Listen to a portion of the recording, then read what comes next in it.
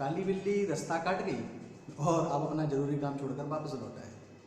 आप किसी शुभ काम के लिए जा रहे हो और रास्ते में किसी ने छींक दिया और आप रुक गए।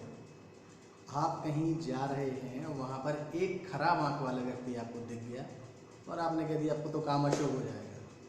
क्या ये सब आपके साथ हुआ है?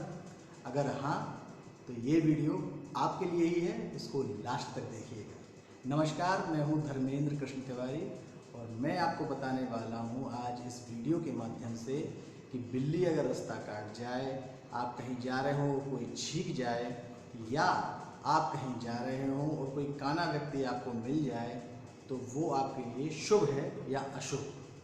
तो सबसे पहले ये चीज़ें जानते हैं कि ये सब बातें आई कहाँ से। दोस्तों, ये जो सब बातें हैं ये मनगढ़ंत हैं।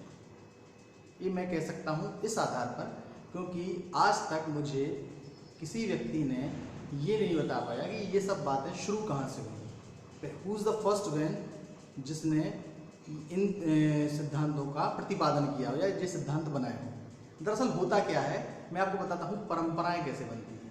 हमारे यहाँ दो चीज़ें होती हैं, एक होती है प्रथा और एक होती है कुप्रथा। जिस काम को करने के पीछे कोई साइंटिफिक रीज़न हो, हमारे सनातन धर्म में कई ऐसी परंपराएं हैं जिसके पीछे साइंटिफिक रीज़न है, वो सारी हैं प्रथाएं। लेकिन जिन चीज़ों के पीछे कोई साइंटिफिक रीज़न ना हो वो होती हैं कुप्रथाएं। मैं एक कहानी सुनाता हूँ, एक छोटी सी कहानी। इस कहानी के माध्यम से आप शायद समझ पाएंगे कि बिल्ली का रास्ता काटना, किसी व्यक्ति का छींक जाना या आपके सामने किसी एक आंख वाले व्यक्ति का आ जाना आपके लिए शुभ और अशुभ क्यों होता है। एक छोटी सी कहानी है, हमारे बुंदेलखंड की ही है। एक महिला रहती है, उसके दो बेटे रहते हैं। बड़े बेटे की शादी होती है, उनके यहाँ एक पपी पला होता है, छोटा सा कुत्ता पिल्ला। तो वो शादी के समय में बहुत शैतानी कर रहा होता है। तो महिला क्या करती है, उस पिल्ले को एक डलिए, जो लकड़ी की डलिया होती है, उससे ढाक देती है और उसके ऊपर कुछ वजन रख देती है जिससे वो पिल्ला उसमें कैद होकर रह जाता है। ठीक है। अब उसी ऐसा कि उसको 3-4 घंटे हो जाते हैं, तभी उसकी दुल्हन का, उसकी जो बहू थी उसका गृह प्रवेश का समय हो जाता है। जैसे ही वो बहू गृह प्रवेश कर रही होती है, उसकी द्वारा पे पूजा होती है, तभी वो किसी सामान को मांगती है महिला।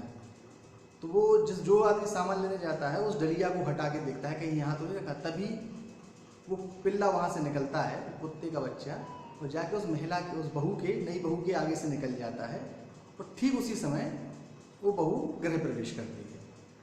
इस घटना के 2 साल बाद उसकी सास का देहांत हो जाता है और उसके देवर की शादी होती है उसके 1 साल बाद। अब वो अपनी देवरानी का स्वागत कर रही होती है।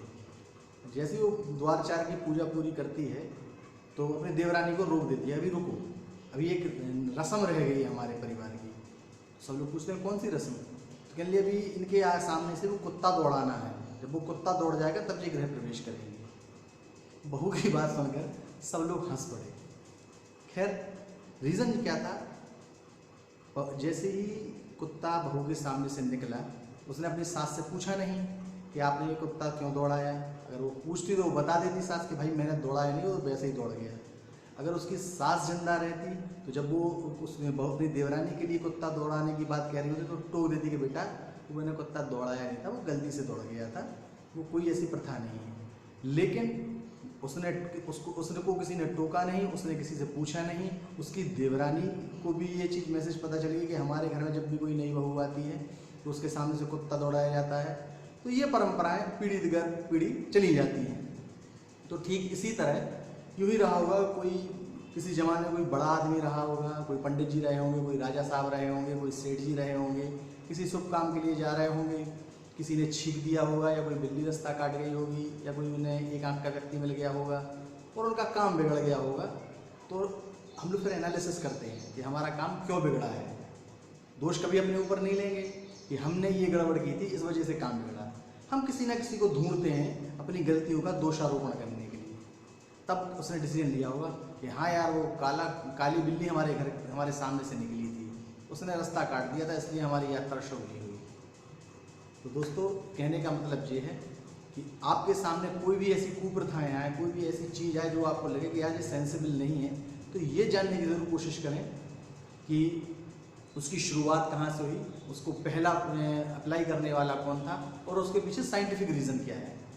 मैं आपको सही बात बताऊं, बाय गॉड मैं आज तक कभी भी नहीं रुका, चाहे बिल्ली रास्ता काट जाए, चाहे कोई काना मिल जाए, चाहे कोई छीन, अपन परवाह नहीं करते, क्योंकि हमारे यहाँ लिखा है कि प्रवासी नगर कीजिए सब काजा, हृदय राखी कौशलपुर राजा। भगवान श्री राम का ध्यान हृदय में रख के अपने घर से निकलिए, कोई ताकत आपका बुरा नहीं कर पाएगी। ऐसे ही वीडियो देखने के लिए हमारे चैनल को लाइक करें, सब्सक्राइब करें, और अगर पसंद आया हो और आप चाहते हो कि समाज से ऐसी कुप्रथाएं मिटें तो आप मेरी वीडियो को शेयर ज़रूर करें। मैं ऐसे ही अगली वीडियो में आपको एक और कुप्रथा के बारे में, एक और दुष्ट परंपराओं के बारे में जानकारी देता रहूँगा।